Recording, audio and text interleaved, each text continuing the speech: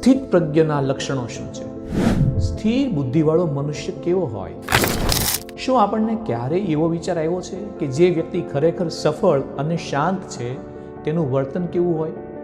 શ્રી કૃષ્ણનો આ શ્લોક આપણને અર્જુનના એ પ્રશ્નો તરફ લઈ જાય છે જે જીવનમાં સૌથી મોટી મૂંઝવણનો ઉકેલ આપે છે. અધ્યાય 2 નો શ્લોક 54 એ અર્જુન દ્વારા પૂછાયેલો જિજ્ઞાસાપૂર્ણ પ્રશ્ન છે. કૃષ્ણના ઉપદેશો સાંભળ્યા પછી અર્જુન જાણવા માંગે છે કે સ્થિત પ્રજ્ઞ યાની કે જેની બુદ્ધિ સ્થિર છે તેવા પુરુષોની ઓળખ શું છે.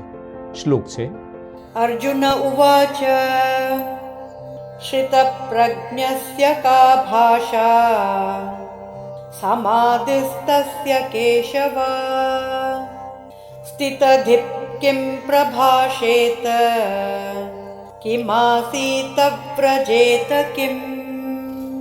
અર્જુન પૂછે છે, હે કેશવ, સમાધિમાં સ્થિર બુદ્ધિવાળા પુરુષના લક્ષણો શું છે? તે સ્થિર બુદ્ધિવાળો મનુષ્ય કેવી રીતે બોલે છે? એ સ્થિર બુદ્ધિવાળો મનુષ્ય કેવી રીતે બેસે છે? એ કેવી રીતે ચાલે છે?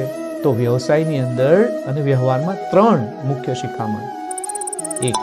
આદર્શની શોધ. વ્યાપારમાં અને જીવનમાં પ્રગતિ કરવા માટે પ્રશ્નો પૂછવા અત્યંત જરૂરી છે.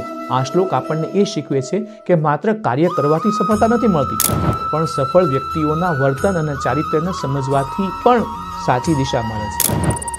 2. વ્યક્તિત્વનું વિશ્લેષણ. અર્જુન અહીં માત્ર જ્ઞાન નથી પૂછતો, પણ ક્રિયા પૂછે છે. તે કેવી રીતે બોલે છે, કેવી રીતે ચાલે છે, કેવી રીતે બેસે છે, વ્યવહારમાં એ નેતૃત્વ માત્ર પોતાના માટે નથી કરતો, પણ આપણે હાવભાવ અને રોજિંદી આદતોનું શું પરિણામ આપે છે, આવું બધું. 3. સ્થિરતાની વ્યાખ્યા. આપણે ઘણીવાર સફળતાનો માત્ર સંપત્તિથી માપીએ છીએ, પણ અર્જુન અહીં માનસિક સ્થિરતા વિશે પૂછે છે. આપણને એ સમજાવવામાં આવ્યું છે કે સાચી પ્રગતિ જે છે એ આપણને અંદરથી ગંભીર અને શાંત બનાવે છે, જેથી આપણે મુશ્કેલ સમયમાં પણ અડગ રહી શકીએ છીએ. શું આપણે આપણી અંદર એ સ્થિરતા લાવવા માંગીએ છીએ જે ગમે તેવા તોફાનમાં પણ વિચલિત ના કરી શકે? જો આપણે આ ગૂઢ રહસ્યો જાણવા માંગતા હોઈએ તો કમેન્ટમાં સ્થિત પ્રજ્ઞ એવું લખી શકો છો.